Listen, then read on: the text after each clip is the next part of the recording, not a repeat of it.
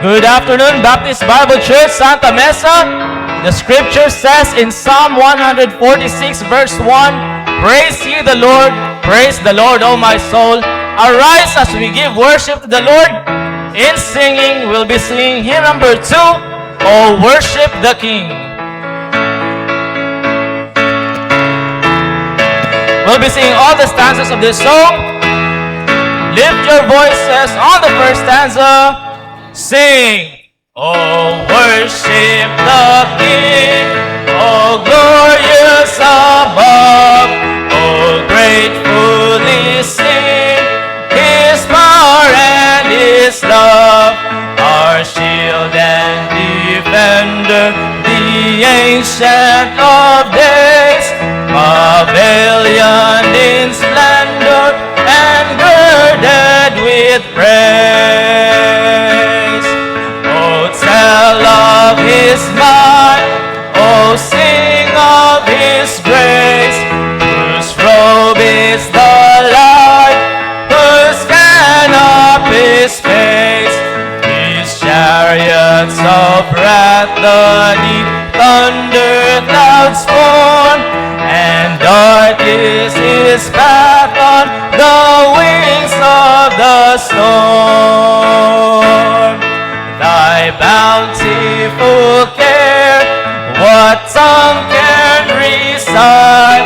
It breathes in the air, it shines in the light, it streams from the hills, it descends to the plain, and sweetly distills in the dew and the rain. Last stanza now.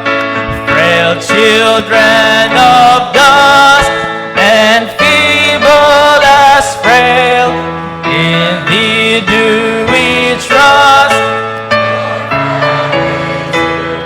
Come on, lift your voices.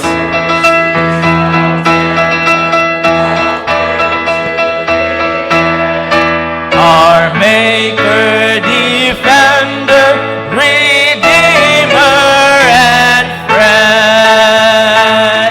Hallelujah, great start this afternoon. Let's sing our next song. Turn your hymn books to hymn number 228. 228 is When the Saints Go Marching In.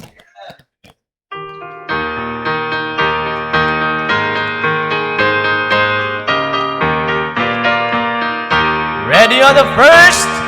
I'm a pilgrim. Sing! I'm a pilgrim and a stranger, wandering through this world of sin, on my way to that fair city, when the saints go marching in.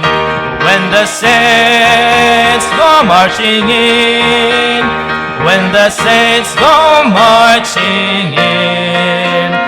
Lord, I want to be in that number, when the saints go marching in.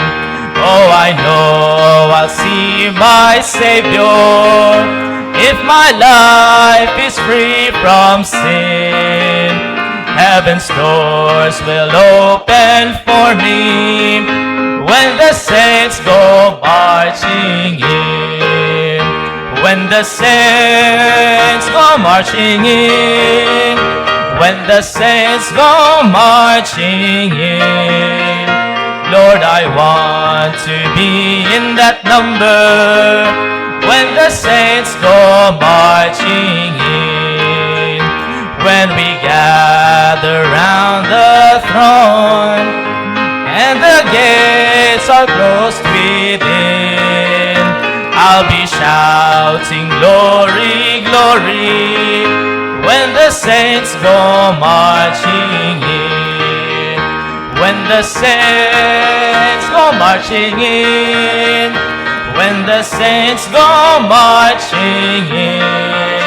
Oh Lord, I want to be in that number, when the saints go marching in. I'm waiting waiting for the chariot to swing low and I'll step in. On the clouds I'll ride to heaven when the saints go marching in. When the saints go marching in. When the saints go marching in. Lord, I want to be in that number when the saints go marching in. Amen. Please remain standing. May I call on Brother James Xavier to open us in a word of prayer.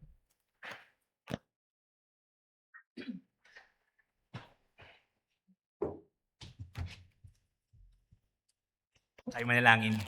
Amang banal na nasa langit, salamat sa kalayaan na kami nakakapanambahan sa iyo. Tanggapin mo ang aming pananambahan, ang aming papuri ng awitan namin, Panginoon. Higit sa lahat, buksan mo po ang aming puso't isipan sa pakikinig ng iyong mga salita. I-challenge mo kami, bigyan mo kami ng decision this afternoon.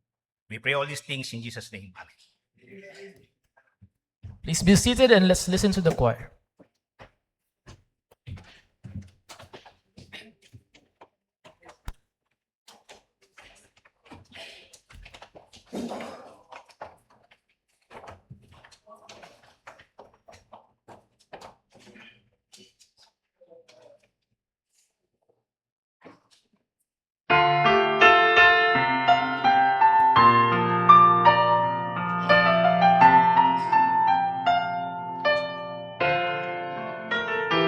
Sometimes things like this, and you stay, and then my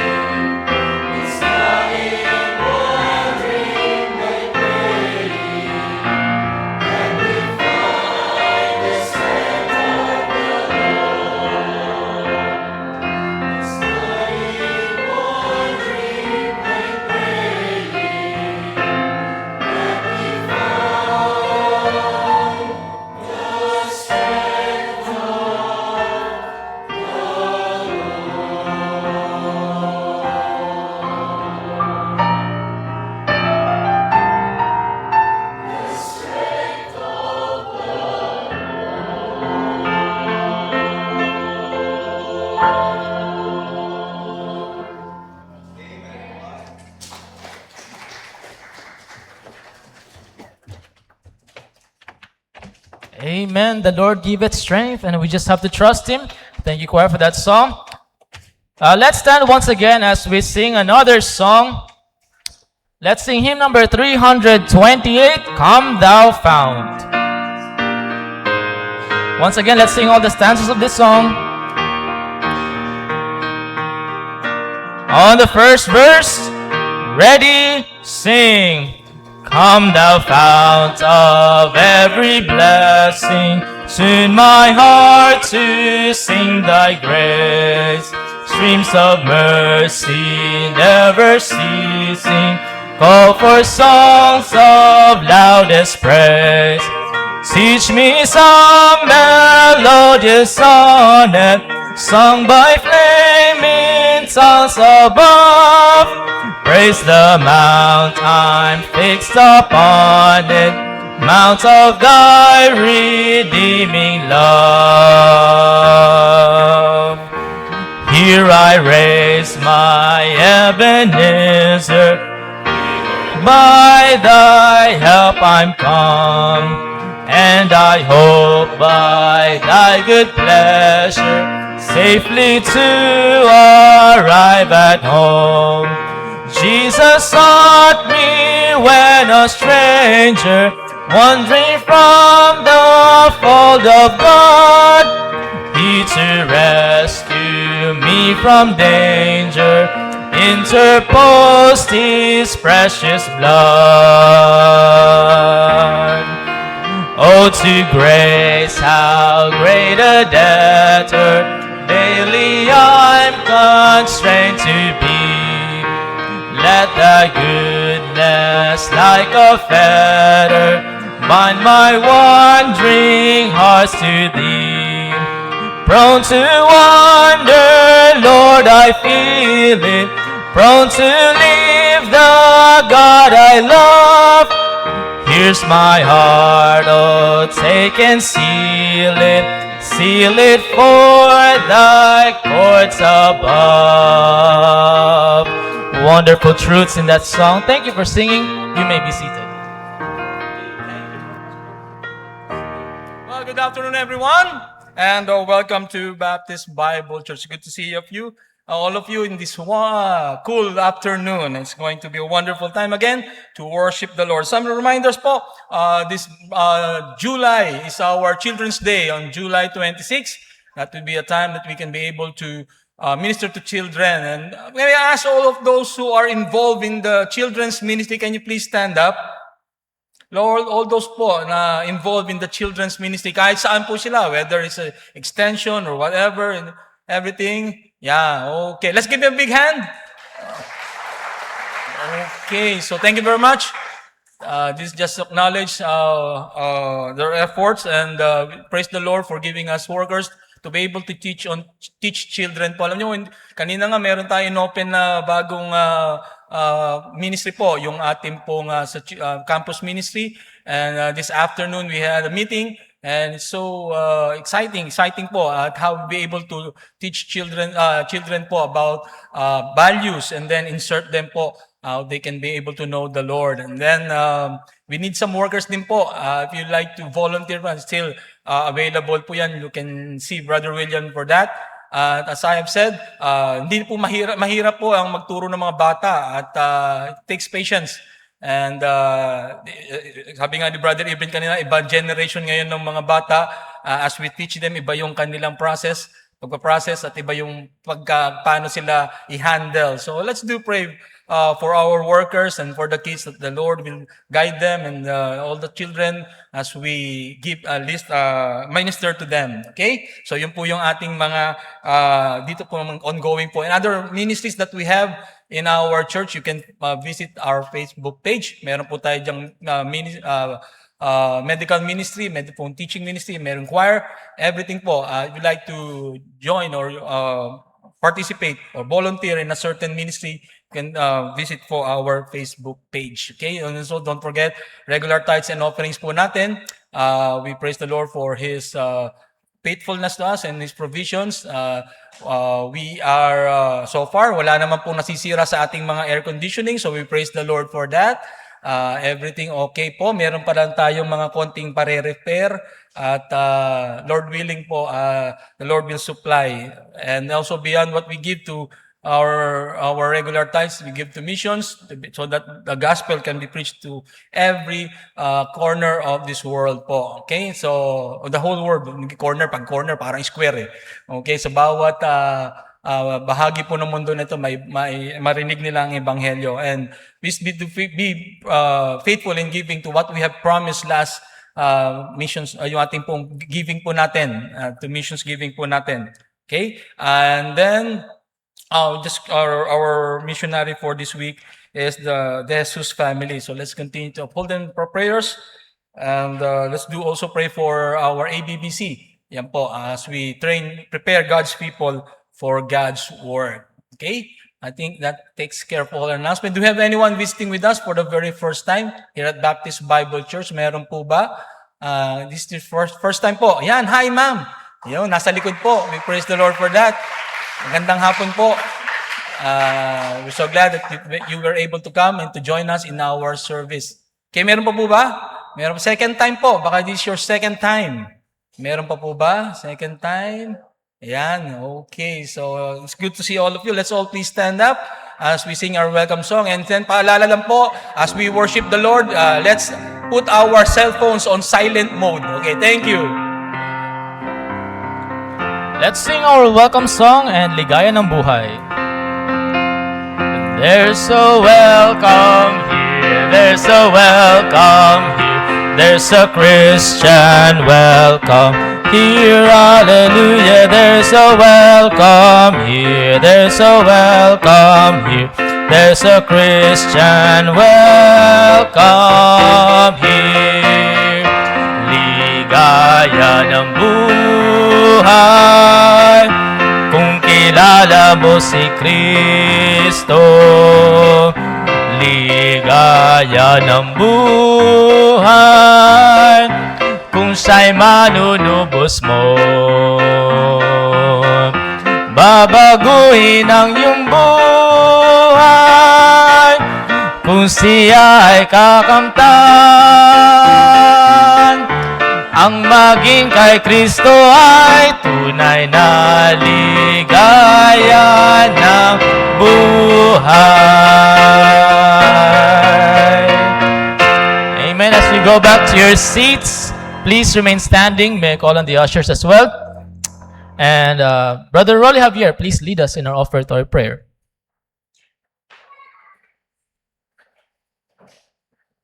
Tayo po'y manalangin. O Diyos namin banal na makapangyarihan sa lahat. We come to you this afternoon and we are so grateful and thankful, Lord, sa mga blessings na pinagkalob niyo sa amin. You bless our gifts, our tithes and offering.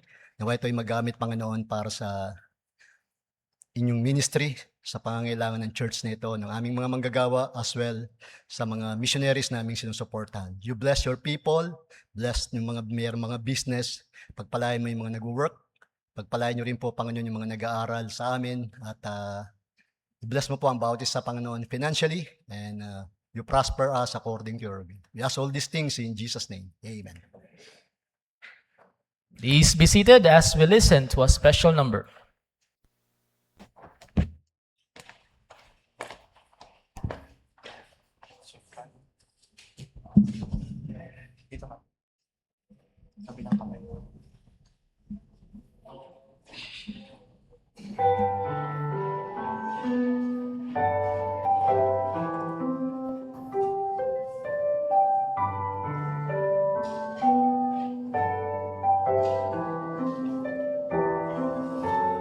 Those who know the Savior will gladly testify how God's word brought conviction the hour they met Christ. It may have been a still small, but they heard the Master's call.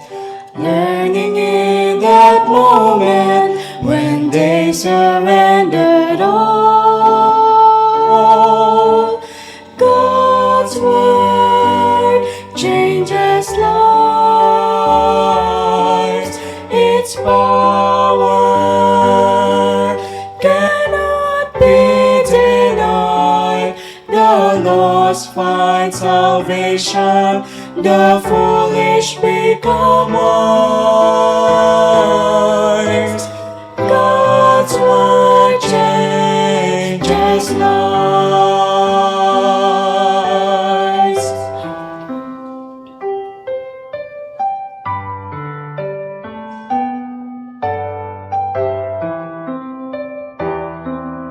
The essence of His message, the truth has never changed. God so loved, He gave His Son, that sinners could be saved.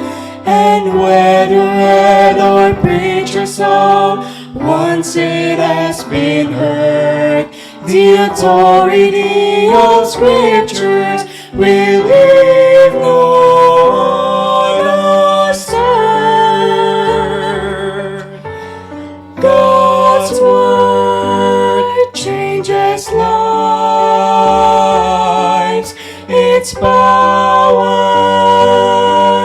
cannot be denied. The lost find salvation, the foolish become wise.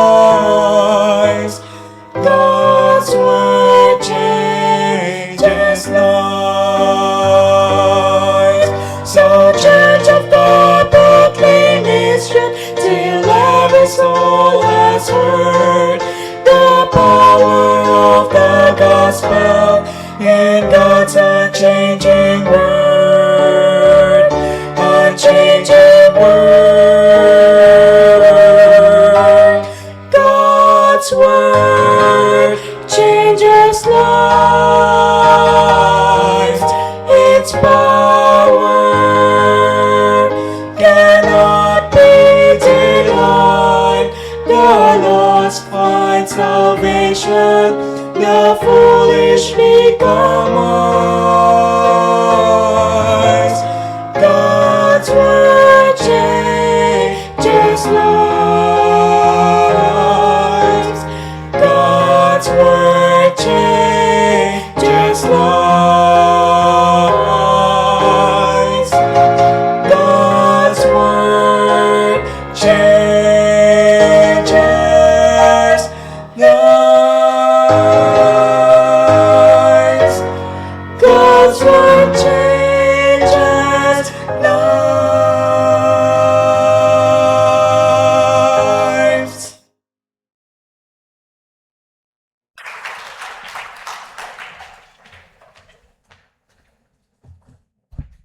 Amen. Praise the Lord for that. Let us all stand up. Please get your Bible. Open your Bible to the book of Philippians.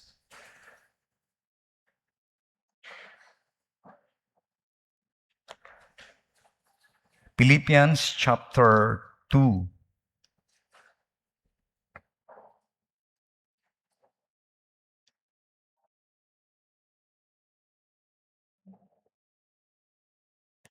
Beginning verse 5 until verse 11. Follow me through your eyes.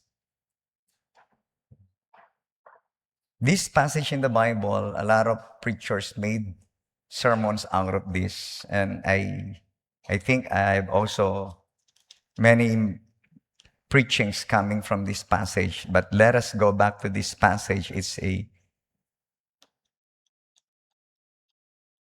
wonderful story about Jesus Christ when He became man. Philippians chapter 2, beginning verse 5. Follow me through your eyes as I read aloud. Let this mind be in you, which was also in Christ Jesus, who being in the form of God, thought it not robbery to be equal with God, but made Himself of no reputation, and took upon Him the form of a servant, and was made in the likeness of men. And being found in fashion as a man, He humbled Himself, and became obedient unto death, even the death of the cross. Wherefore God also hath highly exalted Him, and given Him a name which is above every name, that at the name of Jesus every knee should bow, of things in heaven, and things in earth, and things under the earth, and that every tongue should confess that Jesus Christ is Lord, to the glory of God the Father. May God bless the reading of His Word. Let's go to the Lord in prayer. Our God in heaven, we come before Thee. We acknowledge our limitations, that we are still human beings, limited of things around this world. Lord, we are going to study about the Lord Jesus Christ and how things that we can learn from Him when He came to our world. Bless our heart with Your word and forgive us from all our sins. And it is our prayer that Your name will be exalted and magnified in the midst of us. Cleanse us from all our sins. In Jesus' name we pray. Amen. You may be seated. Thank you very much. The God who became man. The God who became man. In order for us to understand, not to fully understand about the Lord Jesus Christ, but somehow we can understand, sana, in order for us to grasp the idea of this, we must first study who God is. Sa Bible school, tinuturo yan. It is called the doctrine of God. Kung sino ang Diyos. We believe that there is God who is so powerful, wala siyang pinagmulan. God came from eternity. Eternity to eternity. There is no such thing to God. There is no such thing as eternity past and eternity present. For God, it is just a never-ending present. He is eternal. Wala siyang pinagmulan. Nobody created Him. Nobody put Him into existence. He is just existing from eternity to eternity. And that is profound. That is a profound thought. Kasi ang mind natin, hindi natin kayang maintindihan yan because our mind, yung ating pag-iisip, is only bounded. We are bounded by time. We are bounded by measurement and everything. So lahat, yung mind natin may limitations. But with God, wala siyang limitations. Kaya it is very impossible for us to really comprehend eternity to eternity. Pero yun ang Diyos. And if you study about God, His attributes, ibang klase din ang Diyos. Madalas tinuturo ko sa doctrine of God that God has no physical parts, just like you, human being. Meron kayong mga physical parts. But God has no physical parts. If you read your Bible na parang as if God possesses eyes, feet, parang ganun, di ba? Meron siyang mata. The eyes of the Lord are in everywhere, beholding the good and evil. Parang meron siyang paa. He was walking in the Garden of Eden. Parang meron siyang ears because He listens to our prayer. But in theological analysis, these are just anthropomorphic expression. Meaning to say, the Lord only, He was expressed in a human form so that we can understand Him. He was expressed, inexplained siya, na parang may kamay siya, na katulad natin, so that we can extend our hand na para tumulong, para makakita tayo. We use our sense of sight para makarinig tayo. We use our sense of hearing. Kasi dun lang natin siya maiintindihan on yung parts na may available sa atin. But if you're going to talk about God, in His attributes as God, sabi ng Bible, God is a spirit. So wala siyang physical parts katulad ninyo. And His mind is infinite. The things that we study every day, lahat ng pinag-aaralan natin, we are just discovering what God has designed when He created everything. You talk about science, you talk about mathematics, there are laws. The law of thermodynamics, the law of physics, the law of mathematics, everything that we discover, every man discovered, they are just discovering what God has designed from the day that He created everything. And it is a display of God's wisdom, infinite wisdom. And then, pag pinag-aralan nyo ang known universe, yung known universe, it is a vast na, parang ang bagong discovery ngayon is a known universe is trillion light years away from yung known universe is, pag mineasure mo yung from end to end, trillion light years, known universe pa lang yun. But beyond that, scientists believe, beyond that known universe, there are still galaxies that are unknown to us. And, if you're going to study that, alam niyo ba ibig sabihin ng trillion light years? Kung meron kang sasakyan na kasing bilis ng 186,000 miles per second, I use miles, not kilometers. 1 kilometer is equal, one mile is equivalent to 1.6 kilometers. 1.609 to be exact. At kung may sasakyan ka, in 1 second, can travel 186,000 miles per second. And yung universe natin, it is measured by light years. And pag pinag-isipin mo yun, ganito ba talaga ang Creator? Yes. The Creator is larger than His creations. But mysteriously, miraculously, this God became man. And we can learn from Him. The Lord Jesus Christ, He is God in human form. In Colossians 2:9, it also says there, "For in Him dwelleth all the fullness of the Godhead bodily." When God became man, bodily, Jesus Christ possesses all the divine attributes. Lahat ng attributes ng Diyos present kay Jesus Christ. The only thing that was given up, yung kanyang Shekinah glory. Yung sinasabi ng Bible, yung in the form of God, yun lang ang ginibap ng Panginoon. But the essence of His attribute, the essence of His divinity, His attributes, His divine attributes are still there when He became man. Kaya sabi ng Bible, in fashion as a man, He was found in fashion as a man. So we Baptists believe that Jesus Christ, He is not just a man. Katulad ng tinuturo ng ibang reliyon na si Jesus Christ daw ay tao lang. Kasi nagutom, nauhaw, namatay, nalungkot. Well, kasi naging tao siya. Pero kaya siya nagkatawang tao, hindi siya tao before. Kaya nga siya nagkatawang tao, hindi siya tao before. Kayo nga, hindi naman kayo nagkatawang tao kasi you can never be like that, na kayo'y nagkatawang tao, maliban lang kung hindi kayo tao before. Tama? Maliban lang kung tikbalang kayo before. At kung meron kayong power na maging tao from tikbalang, ay, by the way, hindi totoo yung tikbalang, baka maniwala sa akin yung mga no. I'm just exaggerating things. Meaning to say, hindi kayo nagkatawang tao because in the first place, you are a human being. Jesus Christ has to be in the form of man because He was not really a human being. Kaya siya nagkatawang tao kasi hindi siya tao before. You get the idea? Kasi may nagtuturo na si Jesus Christ ay tao lang. Tapos yung leader nila ay naging anghel. Kaya leader nila, yung tao ginawa nilang anghel. Then Jesus Christ, Diyos, tapos naging tao lang. When Jesus Christ became man, before He was in the form of God, and He became man. Hindi ko alam anong idea ng mga angels when they saw God became man. Yung mga angels, when they saw Jesus Christ was born in a manger. And I have 6 points here that we can learn from this God who became man, according to what we have read a while ago.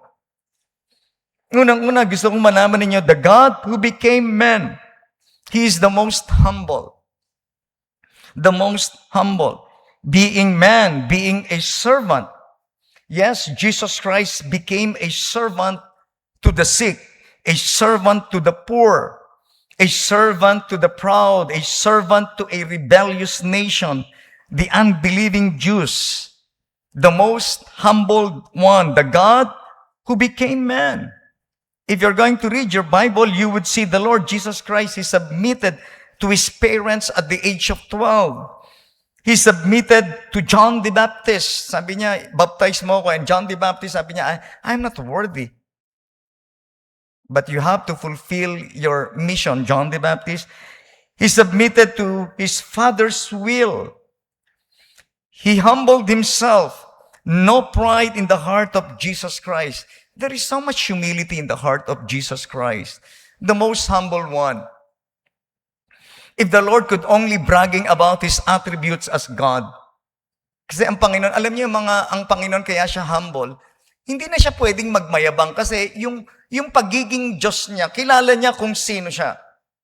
Alam niyo, ang tao pala, no, pag kilala mo kung sino ka, hindi mo na yan pwedeng ipagmayabang kasi alam mo na kung sino ka. And no need na ipakita mo.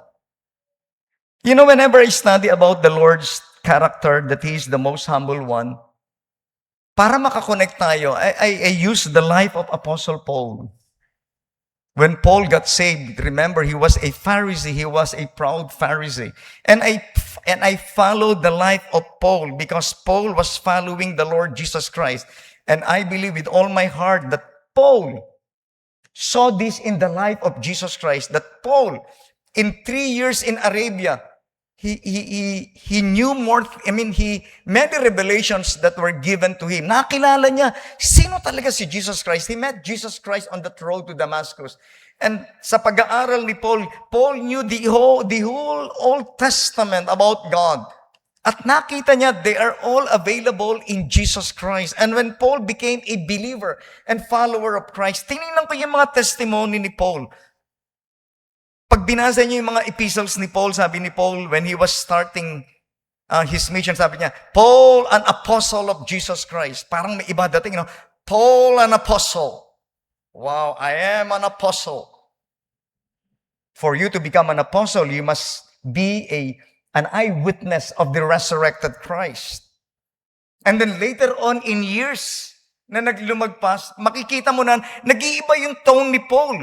And then later on, makikita mo, Paul, being an apostle, sinabi niya, I am the least among the apostles. Bumaba na ng konti. Una, I am an apostle, and I saw Jesus Christ. On that road to Damascus, I saw Christ. Am I not an apostle? And then later on in life, sabi ni Paul, I am least among the apostles. And then later on, habang nakikilala niya si Jesus Christ, if you read yung mga epistle ni Paul, Paul, a servant of Jesus Christ. Bumababa na. And then later on, you would see Paul, prisoner of the Lord Jesus Christ. Bumaba na uli.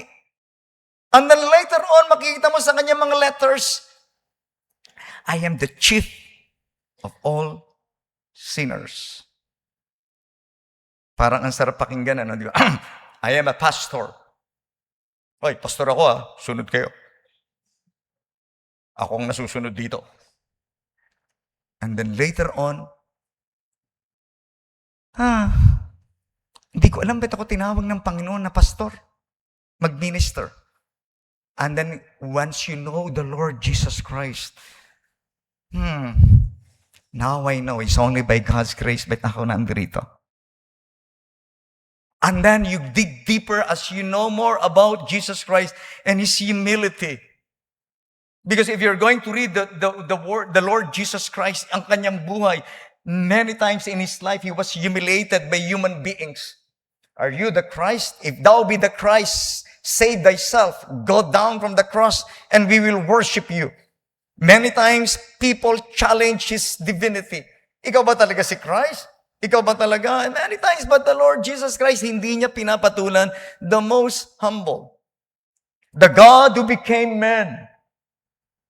Pwedeng ipagmalaki ng Panginoon lahat ng loss, lahat ng kinirate niya. Huwag niyo akong gaganyanin. Huwag niyo akong sasampalin. Huwag niyo akong duduraan. Huwag niyo akong ipapapako sa krus. Yet, the Lord Jesus Christ allowed these people. And the more you know about Jesus Christ, the more you will know about humility. Humility. Kaya tayo marami pang yabang is because we don't know Jesus Christ, the God who became man. Tingnan nyo na lang sarili ninyo. Huwag na kayo tumingin sa katabi ninyo. Tingnan nyo kung how much yabang pa rin ang natitira sa inyo. Kayo ba yung leader? I am a youth leader. Come on, young people, follow me. And then later on, as you study about the life of Jesus Christ, na pag mayroong mga leprous people approach Him, ang sasabihin ng Panginoon, anong pwedeng magawa ko sa'yo? What can I do for you?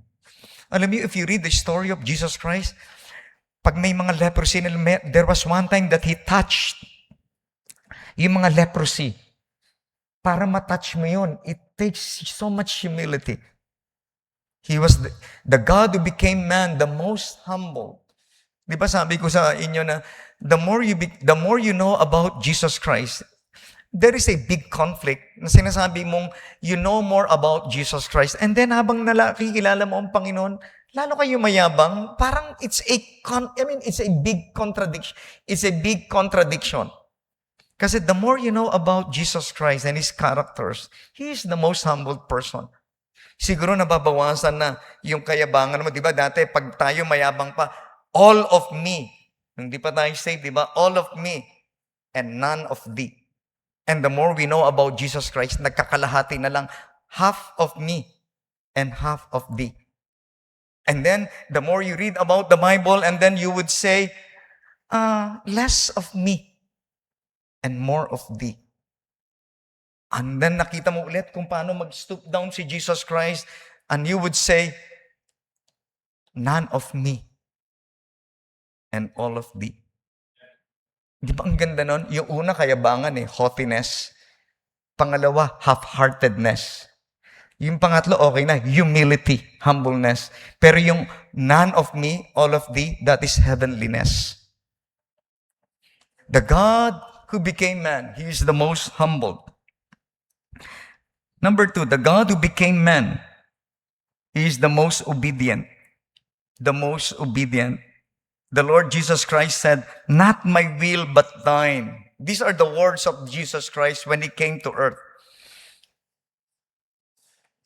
The Lord Jesus Christ was obedient always to the Father's will. Obedient unto death until His last breath. When Christ came to earth, He knew His mission. He is going to fulfill the plan of salvation, that He is going to die on the cross. Tinuturo ko rin sa Bible school yung the doctrine of salvation, soteriology. Are you aware na ang salvation natin was planned from eternity? Hindi yan afterthought. When God gave us the salvation, it was not an afterthought. Hindi yan yung when Adam and Eve committed sin. Sige nga, I'm going to plan for your salvation. No. Before Adam committed sin, because of God's foreknowledge, He planned our salvation from eternity. Ang ganda niyan. Pag yan kinuha niya sa Bible school, the doctrine of soteriology. And when Christ came on earth, hindi siya na-surprise. He came to seek and to save that which was lost. And He was obedient unto God. He was obedient unto God's will, unto His Father's will. He submitted Himself even unto the obedient unto death, until His last breath, even the death of the cross, no turning back. In the mind of Jesus Christ, the cross is His mission. Kanina kinanta ng choir yan, embrace the cross. Jesus Christ embraced the cross. No other way to pacify the wrath of God. No other way to pay man's sin, to pay the penalty of sin. He was obedient to that, the death of the cross. When Jesus Christ was about to be crucified, He prayed in the Garden of Gethsemane. He prayed there not because He was a coward, not because natatakot siya. Hindi yan ang context niyan. Willing talaga siya. Pero pinapakita lang ng Panginoon the gravity of what He is going to take on that cross of Calvary. All the sins of the world will be placed on Him. Kaya pag binasa niyo ang Bible on the 7, 8, 9, 10, 11, 12. On the 6th hour, there was a total darkness all over the face on the earth. Because Jesus Christ, hindi makatingin yung Father. The Lord Jesus Christ, when He was on the cross, Eli, Eli, lema sabachthani, my God, why hast thou forsaken me? Truly, there was one time that God separated Himself from His only begotten Son because the sins of the world were upon the Lord Jesus Christ. And He was obedient to that. Hindi siya naging disobedient. The God who became man, He is going to face death. And we can learn from this. Tayo na tao lang. Dapat tayo maging obedient din. Obedient din sa Panginoon. Christians, we must be obedient to the Lord's command. Huwag tayong pasaway. Maganda maging obedient tayo sa word ng Panginoon. Obedient tayong mga anak. Obedient tayong mga estudyante. Obedient tayong anak ng Diyos. The most obedient, we can emulate the Lord Jesus Christ. Obedient that God who became man. That God who became man, not only He is the most humble, the most obedient, He is the most loving. The most loving. In the entire ministry of the Lord Jesus Christ, kanina, pinirich ko yung God's anger. God's anger and His judgment. The Bible that teaches us that God is just is the same book also that teaches us that God is love. He is not only the source of love, He is the love. When Christ came on earth, He loved. You can see His love for the bereaved. You can see His love for the unlovable. You can see His love for His enemies. His love for mankind, and it is unlimited. His love is infinite. Siguro nga kung ikaw na lang ang nag-iisang tao sa mundo, if you are the only person here on earth, the same love that the Lord will give, the same love, He is going to die for you kahit nag-iisa ka lang. His love means life to Him. The Lord Jesus Christ, pag nakita niyo yan, even sa kanyang buhay, sa mundong ito, no, when He was here, ministered to people, nakita niyo naman yung pag-ibig ng Panginoon. And one of the classic stories in the Bible is the story of the prodigal son.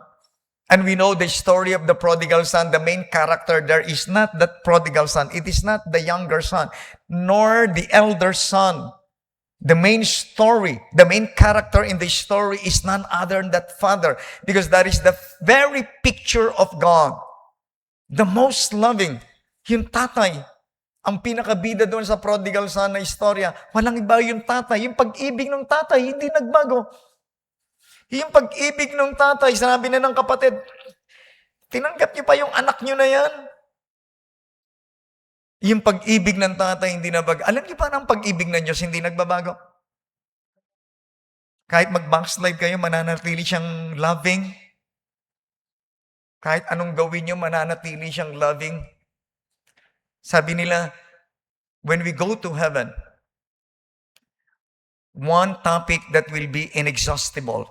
Sabihin, hindi matatapos until eternity.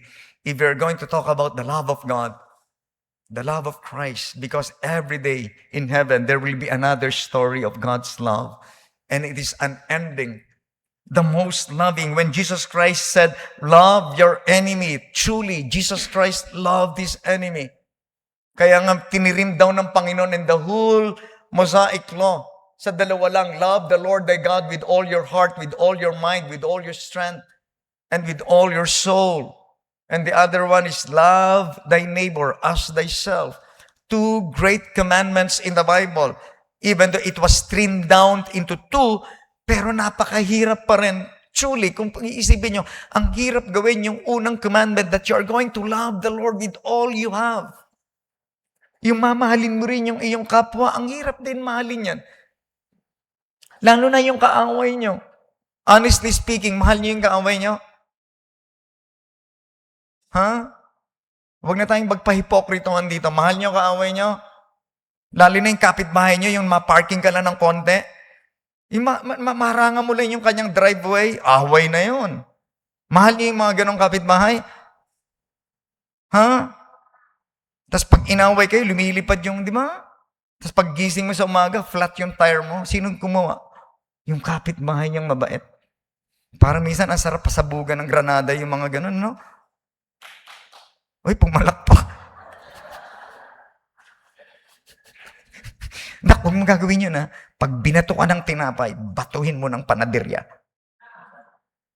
Ay, huwag panaderya. Ano, tinapay na lang kasi panaderya, may mga ano yung lalagyan ng pagkain. Pumalakpak yung bata kasi totoo sa tao yun. Siguro iba sa inyo, gusto niyo rin pumalakpak. Yung bata lang pumalakpak. And what I'm saying is you can only love your enemy once you know the love of God. Na pag ikaw naging mapagmahal, Kasi hindi ka naman pwede mapagmahal kasi the only source of love is none other than God. The reason why ayoko ng ibang, alam niyo ang ibang sinasabi nilang word of God, ang hirap magsalita, ano? Basta yung Bible nila, yung Diyos nila, hindi Diyos ng pag-ibig. Ang Diyos nila ay God of terror. Kaya sila pag namatay para sa Diyos nila, meron silang mga dinamita, nagpapasabog sila in the name of their gods because their God is a God of terror. But I tell you, our Bible tells us that God is love. And Christians are known for this.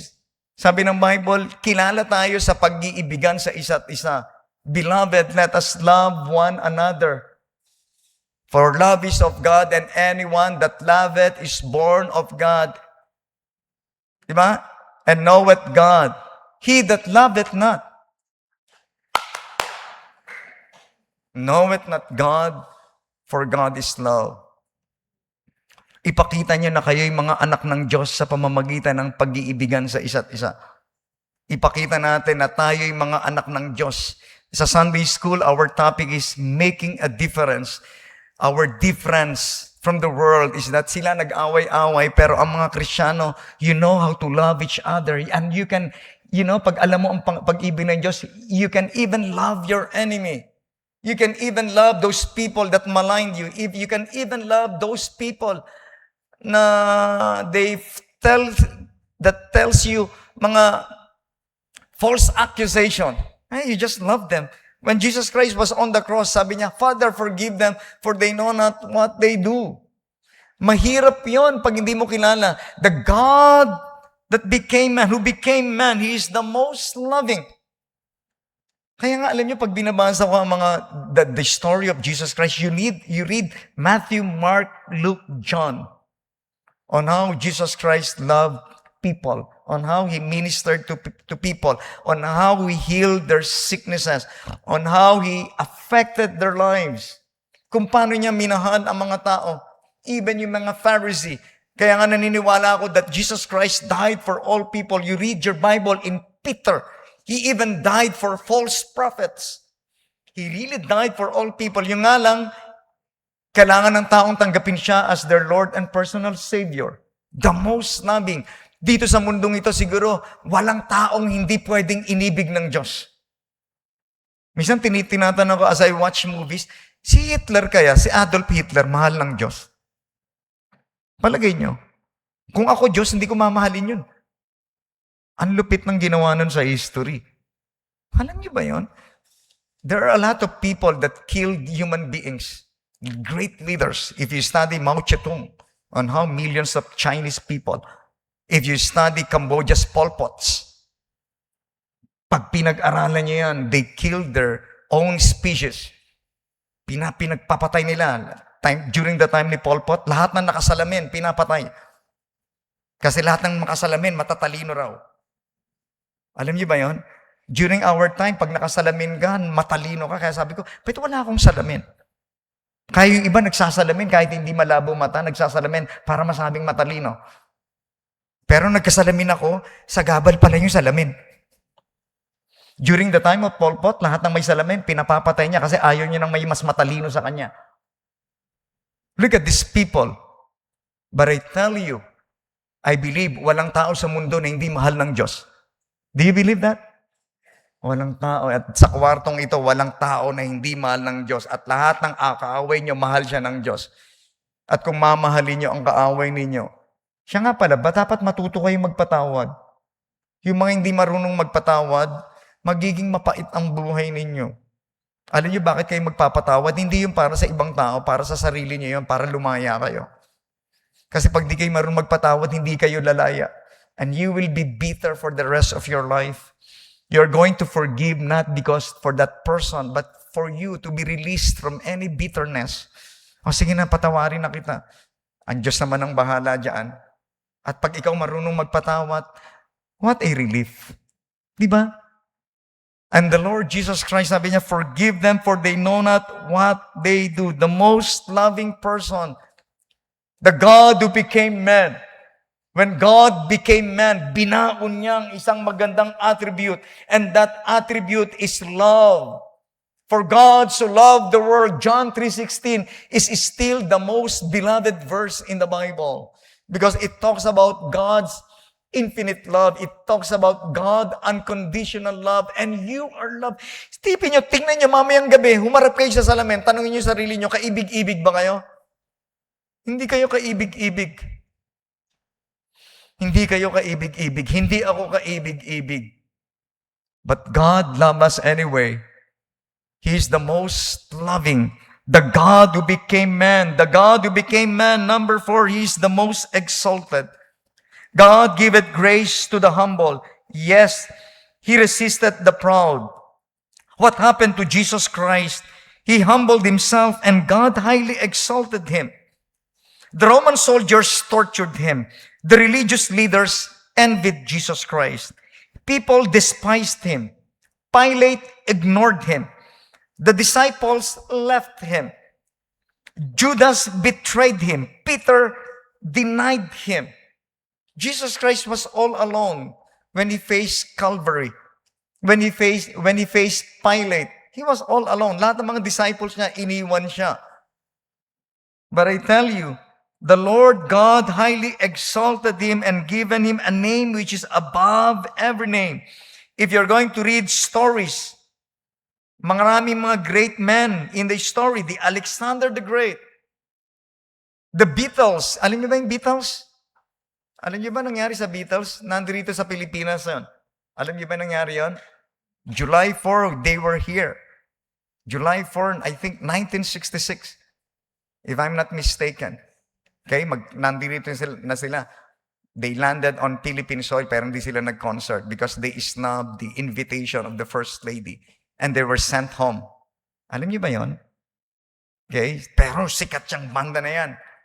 And a lot of people in history, they were well known. Albert Einstein, Confucius, Muhammad, Julius Caesar, JFK, John F. Kennedy, Nelson Mandela, Mahatma Gandhi, Napoleon Bonaparte.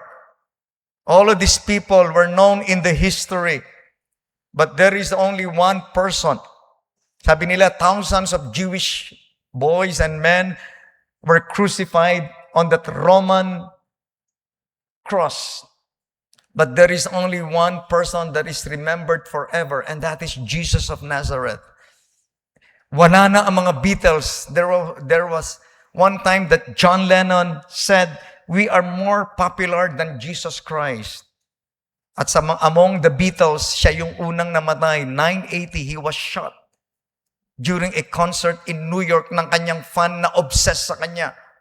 Kasi sinabi niya, he is more popular than Jesus Christ. When Marilyn Monroe, kilala niyo si Marilyn Monroe? Yung babaeng,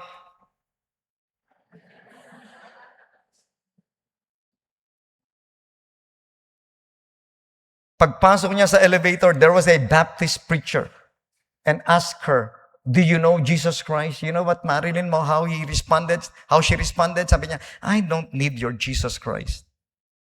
I don't need your Jesus Christ." And one day, she was found naked, dead, in her bed. Until now, one of the mysterious crimes in the US, hindi nila alam paano napatay si Marilyn Monroe. Walang mark. She was only in her 30s. And there are a lot of people that they cursed, they challenged God. Pero alam niyo, nawala na silang lahat. There was one time, Voltaire, an atheist, sabi niya, after 100 years, Christianity will be gone. And there was one time again, sa isang bahay, nandun yung mga books ni Voltaire, but was only sold for $5. Kasabay niya ang isang manuscript, old Bible manuscript, was sold for hundreds of dollars. And who is Voltaire? Kilala niyo si Voltaire? Hindi ko kilala si Voltaire. Mas kilala ko pa si Voltes 5. He is forgotten by the world. At yung hinamak niya na Christianity, na hinamak niya na Jesus Christ is still here. Most exalted. You know, pag tinataas niyo ang sarili niyo, hindi kayo pwedeng itaas ng Diyos kasi tinaas niyo na yung sarili niyo. At hindi niyo pwedeng itaas ang sarili niyo. Sabi nila, huwag mong magbuhat ng sariling bangko. Minsan inisip ko yan. Sino po kung kumain?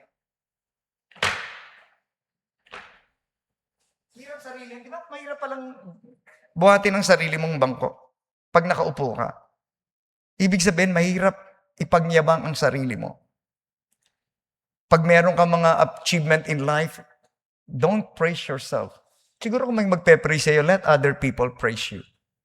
But if other people praise you, learn to say, no, okay lang yan, ano lang yan. And you can say, humbly say, I am where I am by the grace of God. Ano lang yan, biyaya lang ng Diyos yan. There is always that humble spirit that you don't lift yourself. Sabi ko nga sa mga matatalino, huwag kayo masyadong mayabang, mga matatalino. Well, it's good kung matalino kayo. Pero pag masyado kayo mayabang, isang untog lang yan sa pader, mawawala lahat ng talino nyo. Kahit 1 plus 1, hindi nyo alam. Pag tinanong kayo, 1 plus 1, Magellan. Mawawala talino nyo, huwag kayong mayabang. Pag may talino kayo, magpasalamat kayo sa Panginoon because God gave you a brilliant mind so that other people may benefit from your brilliant mind. Kung matalino ka, gusto mong maging doctor, medical doctor, then be the best doctor that you can be for God's glory. Kaya ka binigyan ng talino ng Diyos, hindi para yumaman, hindi para yumabang, parang ibang tao makinabang sa talinong binigay ng Diyos sa'yo. Tandaan niyo yan. Kasi pag sinabi niya, self-claim yan, yayabang ka. Ang talino ko. Ako, I will be like the Most High. Magiging katulad mo lang si Lucifer. But Jesus Christ, He humbled Himself. Alam niyo, whenever I read the story of Jesus Christ, He is the only person na pag gumagamit ng I am that I am. But people never accuse Him of being proud. Ang galing ng Panginoon, ano? He always used, I am the bread of life, I am the life of the world, but no person ever accuse Him of being proud. Kasi pag sinabi ng Panginoon yun, makikita mo yung humble spirit na. And being humble, hindi nakukuha sa paglalakad ng, humble ako. Hindi nakikita niya. May mga humble person, nakala mo humble, mayabang pala. Meron mga taong parang ang mayabang, pero humble pala. Pero may mga taong parang humble, pero ang totoo, ay parang mayabang, pero ang totoo, mayabang talaga. Yung parang, totoo palang mayabang. What I'm saying is, humility is the attitude of the heart. It is the attitude of the heart. Just like the Lord Jesus Christ, when He humbled Himself, the Lord exalted Him. Whenever you experience promotion in life, promotion cometh from above. Meaning to say, there was one time in your life that you humbled yourself. In God's time, the Lord will promote you. The Lord will exalt you. And when the Lord exalt you, you always maintain those feet on the ground. Those feet on the ground. Sabi ko sa isang member dito, and I became an attorney. Sabi ko, attorney, isa ka sa mga person na nakilala ko na naging attorney, pero hindi kita nakita ng kayabangan. And I admire you for that. Attorney na, CPA pa, pambira, no? And that's a good spirit. I'm not saying this because marami rin ako nakita sa church na ito na may mga title kayo, but humility is there, and I thank the Lord for that. Tayo mga Christians, alam ko may mga position kayo. Whenever we go outside of this building, you have your position in your own respective profession and in your job. But I thank the Lord, whenever we are here, we gathered under the name of the Lord. We are all servant here. Walang mataas dito, walang boss. We are all servant. And that's a good spirit. You always maintain that kind of spirit because the God who became man, He is the most humbled one. Kung sino merong pinakamayaman dito, hindi mo kailangan pagsabi. Alam niyo, pag mayaman ka, malalaman naman ng tao pag mayaman ka. Alam niyo, paano niyo malalaman ng taong mayaman? Paano niyo malalaman? Sa kutis pa lang, iba kutis ng mayayaman. Alam niyo ba? Nagliliwanag yan. Bakit malinis ang kutis yan? Naliligo sa gatas yan. Wow! Hindi, biro lang si Cleopatra lang yon. What I mean to say, ang mayaman din lang. Ano yung totoong mayaman? I met, sino yung Ayalang nakita ko when I was one of the buildings sa Ayala. I forgot sinong si Sobel de Ayala yon. He entered the room. Napakasimpleng tao. I forgot. Hindi siya yung isang yung anak ni, yung may-ari kasi dati nung Pure Foods, Yung palagi si Sobel, si Jaime Sobel, yung anak niya. Okay, yun ang nakita ko. So, very humble. One of the Ayalas. Pumasok ko ng kwarto, naka polo shirt lang, naka polo. Pero syempre, ang tatak, Lacoste. Akin, Laos. Naka-Lacoste siya. Pero very simple lang talaga. And you would see. Alam niyo yung mga mayayaman tao? Kasi hindi naman pwedeng lang, hindi naman nila sabihin na, mayaman ako ba? Kaya yung mga nag-aaktong mayaman, hindi talaga mayaman yun. Kunyari, may mga kabataan, ang daming ginto. Parang, hindi mayaman yun. Maniwala kayo sa akin. Tanso lang yun. Hindi totoong mayaman yan. But I tell you, if someday the Lord will enrich your life, be humble enough na pag nagsalita kayo, hindi kayo nagsasalita, magkano ang buhay mo? You don't do that. Kasi one of these days, pag mayaman ka at mayabang ka, one of these days, you're going to leave everything. Wala kang maiuwi kahit 5. Kahit ilang milyon ang nasa bank account mo, hindi mo yan madadala. Hindi mo yan madadala. Kasi you came to this world nothing, and it is certain when you die, you can carry nothing out. 1 Timothy chapter 6, verse 7. And Jesus Christ, He was exalted. He was given above every name. That at the name of Jesus Christ, di ba? My next point, the God who became man, He is the most revered. The most revered. Malapit na ako matapos. I'm now on my second to the last point. The God who became man, the most revered. Sabi ng Bible, Philippians 2, 10, 11, every knee shall bow, every tongue should confess that Jesus Christ is Lord. I want you to know that Jesus Christ, He is not just Jesus of Nazareth. He is not just the King of the Jews. He is not just the calmer of storm. He is not just a rabbi. He is not just a healer of the sick. The Lord Jesus Christ is the very Lord. Yes, He is not just like Elias and Jeremiah, not just greater than Solomon, not just greater than Jonah, not just a wine maker when he converted the water into wine, not just a dead raiser, not just a master. He is the great I am, the Son of the living God, to the glory of God the Father.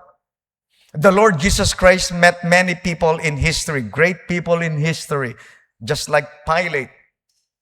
Nakita ni Pilate, and Pilate saw Jesus Christ. And they mocked the Lord Jesus Christ. Herod mocked the Lord Jesus Christ. People, when He was on the cross, a lot of people, they mocked Him. And I tell you, one day, all of these people, they are going to see again this Jesus of Nazareth. But He is not dressed in poor's garment. Hindi na siya nakadamit ng ordinary poor person from Galilee. Hindi na siya son of the carpenter. One day, they are going to see the Lord Jesus Christ in glory. The very King of Kings and the Lord of Lords, the most revered. Sabi ng Bible, every knee shall bow.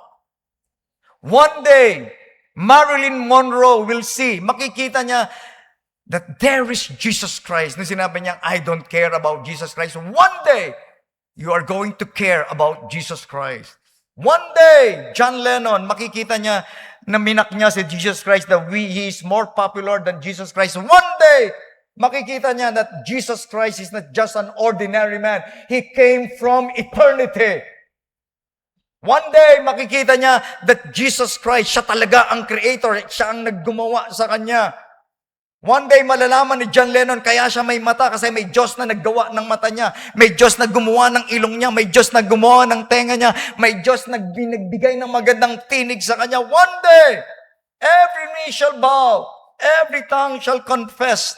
Because Jesus Christ is not just an ordinary man from Nazareth. He was not just an ordinary man raised in Nazareth. One day, people will make obeisance, will worship Him. Every knee shall bow. He is the most revered. People will worship Him. Kaya nga, alam niyo, itong ginagawa natin, every Sunday, we worship that God who became man. When we sing in the choir, when we sing congregational singing, we are worshiping Him. We revere Him. We worship Him. And lastly, the God who became man, He is the most powerful. He is the most powerful, being the Lord of lords, the King of kings. In Colossians 1, let me just read Colossians chapter 1, verses 16 to 18. Colossians chapter 1. Kunin ko na rin yung 15. Who is the image? If you're there, Colossians chapter 1, verse 15. Who is the image of the invisible God, the firstborn of every creature? For by Him were all things created that are in heaven and that are in earth, visible and invisible. Whether they be thrones or dominions or principalities or powers, all things were created by Him and for Him. And He is before all things, and by Him all things consist. And He is the head of the body, the church, who is the beginning, the firstborn from the dead, that in all things He might have the preeminence. Pag binasa niyo ang Colossians, you would see the supremacy of Christ. Not only the supremacy of Christ, you will see the superiority of Christ. Not only the superiority of Christ, you can see the sovereignty of Christ. And this all talks about dominance above all things. Dominance above all creatures. And you will see also the supreme authority is given to the Lord Jesus Christ. Christ is supreme, superior, and sovereign. He is the most powerful. The God who became man. When Herod was, when Christ was presented to Herod and Herod was asking for a miracle, can you perform a miracle before me? I heard that you perform miracles. Kaya mo bang i-turn itong water into wine? Come on, Jesus. You can do it. But sinabi ng Bible, and Jesus Christ did not perform any single miracle. He did not even say a word before Herod. Kasi alam ng Panginoon, kahit mag-perform ng miracle siya kay before Herod, alam niya, ang puso ni Herod, it's empty. Hungkag, walang laman. Ang gusto lang ni Herod, entertainment. The Lord Jesus Christ did not perform there. Pero kaya niyang mag-perform. If you read also your Bible, ang dami mga instances sa Bible. One time when the Lord Jesus Christ was entering Jerusalem, people were worshiping Him. Hosanna in the highest.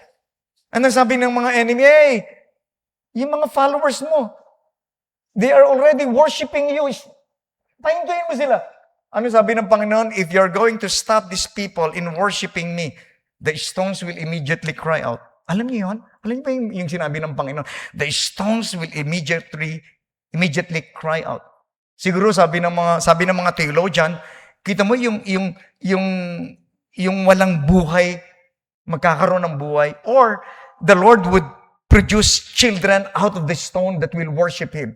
Ang gusto lang ibig sabihin ng Bible doon, when we worship God, when you give worship to Jesus Christ, kaya niya hindi pinahinto yon because He deserves worship. Hindi mo siya pwedeng pahintuin. Pag pinahinto mo ang worship sa Panginoon, even inanimate object will worship Him. Mahirap isipin yun. Parang sinasabi ng Bible, He deserved that worship. He can perform miracle, pero minsan hindi niya ginagawa. Not because He is limited, because their heart. Meron silang unbelief. Pero sabi ng Bible, He is the most powerful. That God who became man. And if Jesus Christ is the most powerful, then we can trust Him. We can put our trust in Him. And we believe Him. Jesus just manifested who God is in flesh. Man saw God in Jesus Christ. Kaya sabi ko sa inyo, pag binabasa ko yung Bible, whenever Jesus Christ taught in the temple, biro mo, nagtuturo ang Panginoon. Parang nakakainggit during those time. Wala silang idea. When Christ was teaching in the temple, napaka-privilege ng mga taong nandoon because tayo alam natin yung doctrine. When Jesus Christ was teaching in the temple, He is not just an ordinary teacher. He is the very great teacher, the greatest teacher ever. And God in human form, teaching them. The Lord Jesus Christ, so much things that He gave up for us.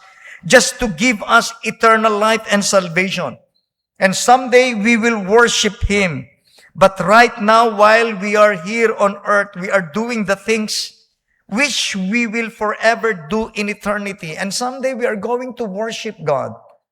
Kaya nga ang mga Christians, nung tayo ay nasave, we go to church, we worship the Lord, because this is just a preview of what we are going to do in eternity. Balang araw, magkakantahan tayo dun sa langit. Kaya dito pa lang nagpa-practice na tayo. Sabi ko sa mga teachers na magtuturo sa public school, kailangan mag-practice kayo bago kayo magturo. Dito sa lupa, we will worship the Lord someday. Dito pa lang, nagpa-practice na tayo because in eternity, we are going to worship the Lord. Yes, the God who became man. He is the God from eternity, eternal God. Yes, was bounded by time, but He is the higher than the highest and became the lower than the lowest. Divinity came to humanity, veiled in humanity. Yes, Jesus Christ, the one who commands but becomes being commanded. Siya yung nagko-command, pero there was one time, siya yung inuutusan. The God who became man. We can learn from Him. Tayo mga tao lang tayo. Pero tao lang tayo, pero marami tayong yabang. Pero yung Diyos na nagkatawang tao, wala siyang yabang. Yung Diyos na nagkatawang tao, napaka-masunurin niya. Tayo, ang dami nating katigasan ng ulo. Jesus Christ submitted Himself to the Father's will, even to Joseph and Mary. He is the most loving. Kung ang Diyos ay nasa atin, di dapat mapagmahal din tayong tao. Mapagmahal, loving person ba kayo? Mga tatay, loving person ba kayo? Mapagmahal ba kayong asawa? Kayong mga anak, mapagmahal ba kayong mga anak? Mahal niyo ba ang kapwa niyo? Mahal niyo ba ang kaaway niyo? Ha? Minsan gusto kong i-preach, meron akong ipipreach siguro one of this Wednesday, I'm going to preach that. Ang title, How to Destroy Your Enemy. Siguro maraming aatin yan. One of these days, I'm going to preach that. How to Destroy Your Enemy. I tell you, effective yan. How to destroy your enemy. Yung mga maraming kaaway, umaten kayo. Sigurado ko, mananalo kayo over your enemy. Abangan niyo yan, ha? Siguro sa mga one of these Wednesday, I don't know. Most loving, most exalted. When you are humbled, the Lord will just exalt you in due time. He is the most revered. That's why whenever we gather, whenever we read the Bible, whenever preaching is being done from the pulpit, we revere God.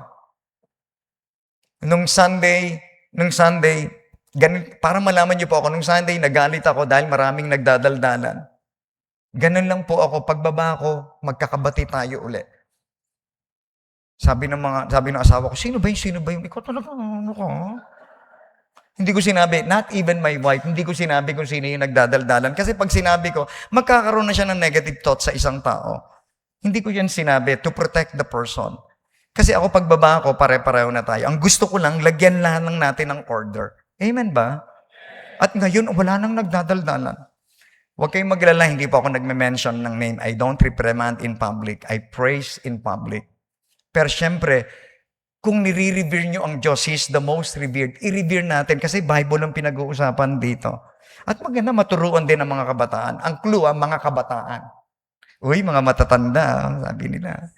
Usually, mga kabataan naman. Pero sa akin naman, kasi iba yung nag-uusap eh. Ano yung verse? Okay lang yun, alam ko yun. Pero yung talagang yung all the way, kasi mula introduction, point 1, point number 2, point number 3, nagdadaldalan. Kaya I was really distracted. But I tell you, maging maayos tayo because gusto ko kasi pag when we worship the Lord, dapat yung attention natin from the Word of God. When we worship the Lord, bigyan natin ng respeto ang salita ng Diyos. Amen ba? We revered Him because He is the God of gods, the Lord of lords. Kaya when we worship Him, ang ganda yata ng kanta ng choir. Ang ganda ng kanta ng congregational singing. Mabe-bless kayo. And the Word of God, we revered Him. and He is the most powerful. If we believe the most powerful person, then why worry about this life? Mga kabataan, why worry about life when you have the most powerful, the sovereign, the supreme, the superior Jesus Christ? He is above all things, above your problems, above your worries. He is the God who became man. Dinalaw niya tayo. Pumunta siya sa atin. He lived with us and He died for our sin. And that's a great, wonderful story about Jesus Christ. There was one time God descended from heaven. And He's Jesus Christ. He saved us. Not only saved us, someday He's going to take us. And every day, available lahat ang provision niya. Available ang Kanyang mercy. Available ang Kanyang grace. Available ang Kanyang love. Kaya pag binasa niyo sa Bible, Jesus Christ, we are complete in Him. Everything. The God who became man. He knows your problems. He knows your sorrow. He was tempted as we are, yet without sin. Kaya nga alam niya, and you can approach Him. The God who became man, and that's none other than Jesus Christ, and He deserves our worship every Sunday. He deserves our thanksgiving. He deserves everything from us because lahat naman ng bagay galing sa Kanya. The God who became man. Tayo tayong lahat and let us pray. Lord, we thank You. The very God of the universe became the servant of man. And He took that position on that cross, the complete humiliation. And He took the sacrifice, the penalty of sin. We may not fully understand how this happens, but the Bible revealed us, let this mind be in you, which was also in Christ Jesus, that He is the most humble, the most loving, the most obedient, and He was exalted above every name. Not only people would revere Him, angels worship Him. And He is the most powerful. When Jesus Christ came on earth, yes, He displayed so much power. He performed miracles. He taught them great things because He is God. And every time we gather and congregate, we are not just here to meet our friends. We are not just here to have fellowship, but above all, to worship and give glory to that God who became man. Lagi naming iisipin, kung ang Diyos nga nagpakumbaba, how much more kaming mga tao. Sana dumating ang time na kami, habang nakikilala namin si Jesus Christ, nababawasan yung yabang namin until such time, dumating kami sa point na kapantay na namin yung soil, humus, humility, na talagang galing lahat sa Diyos kung ano man meron kami. Lord, we thank You for this. Christians, hindi ko alam how this message affected you. Pero kung na-bless ka kay Jesus Christ, the God who became man, pwede mo siyang pasalamatan while the pianist is playing the piano, the invitation is open. Lord, amen. Why don't you just pray, Lord, thank You. Thank You, Panginoon, for visiting us here on earth. Minsan isang araw, bumaba siya. You can thank the Lord. Why don't you thank Him and worship Him? Amen. The God who became man. Thank the Lord for every blessing. Thank the Lord for great salvation. You thank the Lord for everything, because everything comes from Him. Amen. Amen. Thank the Lord. Salamat, Lord. Binilas mo yung business ko. Binilas mo and everything. He is the reason bakit ka nandito pa rin. It is His grace. Amen. Amen. The God who became man. Biro mo na isip tayo ng Diyos. Kaya sabi ng psalmist, what is man that Thou art mindful of him? Yes. Hindi pinadala ng Diyos ang pinakamagandang angels. Pinadala ng Diyos yung Kanyang only begotten Son. Kasi espesyal ang tao sa Kanya. Man is created after His own image. Yung nga lang dahil sa kasalanan. But the last Adam is going to give eternal life. Kaibigan, kung wala ka pang eternal life, that God became man. Kaya siya nagkatawang tao para iligtas ka sa iyong kasalanan. He died for you. Yung Kanyang dugo ang pwedeng maghugas ng kasalanan mo. Makasalanan ka, kailangan mo ng isang Diyos. Kailangan mo si Jesus Christ. Sabi ng Bible, believe on the Lord Jesus Christ. Sa aming mga kaibigan, believe on the Lord Jesus Christ and thou shalt be saved. Meron ba, Pastor, gusto kong tanggapin kay Jesus Christ? I'm going to give an invitation. Gusto kong tanggapin si Jesus Christ. Meron ba sa aming kalagitnaan? Meron ba? Kung meron kang tanong, mamaya pwede ka lumapit sa akin kung paano tatanggapin si Jesus Christ. Lord, we thank you for this afternoon. Thank you, Lord, for the Word of God. From the very first song, and even to the song of the choir, and even the special number that God's Word changes lives. There was one time in the history of man that God planned not only to visit earth, but to dwell among men and to die for the sins of men. This is the God that we worship every Sunday. This is the God that we revere. This is the God that we call upon. This is the God that we offer our sacrifices and our thanksgiving because He deserves everything from us. Thank you, Lord, for saving us. Thank you for your grace. Thank you, Lord, for what you are doing to your people. And the more we know about Jesus Christ, the more we become loving, the more we become humble in our life as a believer, the more we'll become obedient to your will, and the more we become